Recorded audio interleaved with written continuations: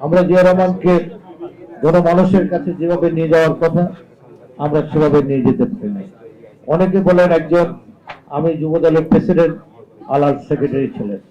25তম রজত জয়ন্তী অনুষ্ঠানে বাংলাদেশের একজন বিখ্যাত মনীষীর লেখা আনতে গিয়েছিলাম সেই স্মরণিকা। উনি দুটি লাইন একটু লিখেছেন, নিচে দুটি লাইন উনি লিখে দিলেন, বিএনপি যতদিন শহীদ প্রেসিডেন্ট জিয়া রহমানের নির্লোভ নির্মোহ দেশপ্রেম সততা এবং তার এই দেশপ্রেম এটা যতদিন ধরে রাখতে পারবে ততদিন বিএনপির ক্ষতি কেউ করতে পারবে। আর এর থেকে যদি বিএনপি বিচ্ছিন্ন হয় তাহলে বিএনপিকে বাঁচানোর জন্য অন্য কোনো বিকল্প রাস্তাও থাকবে না।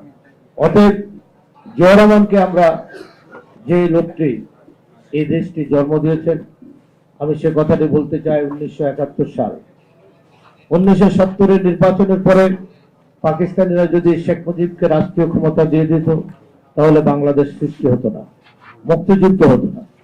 শেখ মুজিব বারবার আলোচনা করেছেন, বারবার বাংলাদেশের পাকিস্তানের প্রধানমন্ত্রী হওয়ার জন্য শেষ পর্যন্ত যে প্রস্তাবটি শেখ মুজিব এবং পাকিস্তানের তরফ থেকে এসেছিল সেটা হলো পুরো পাকিস্তানের প্রধানমন্ত্রী শেখ মুজিব, পশ্চিম পাকিস্তানের প্রধানমন্ত্রী জুলফিকার আলী ভুট্টো আর সেনাপ্রধান রাষ্ট্রপতি ইয়াহিয়া খান পাকিস্তানের রাষ্ট্রপতি হিসেবে থাকবে।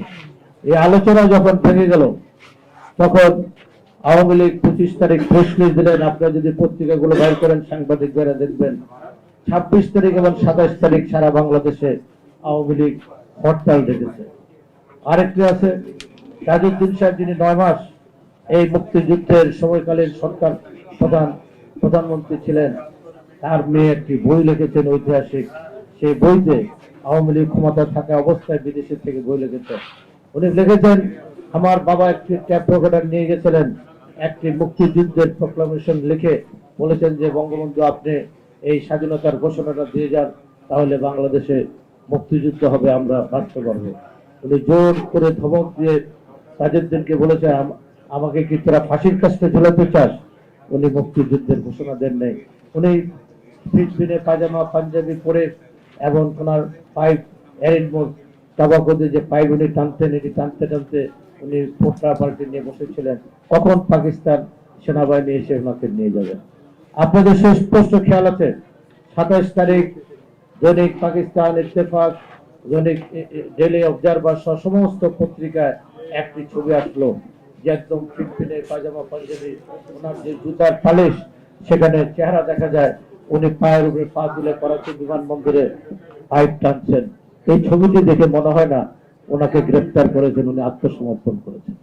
সেদিন 25 তারিখ 25শে মার্চ কালার তখন ছাত্র ঢাকা শহরে কারখানাদার বাহিনী সমগ্র বাংলাদেশে যেভাবে নির্বিচারে মানুষ হত্যা করেছেন, হাজার হাজার মানুষকে, সেদিন জাতি একটি দিক নির্দেশের অবস্থার মধ্যে ছিল।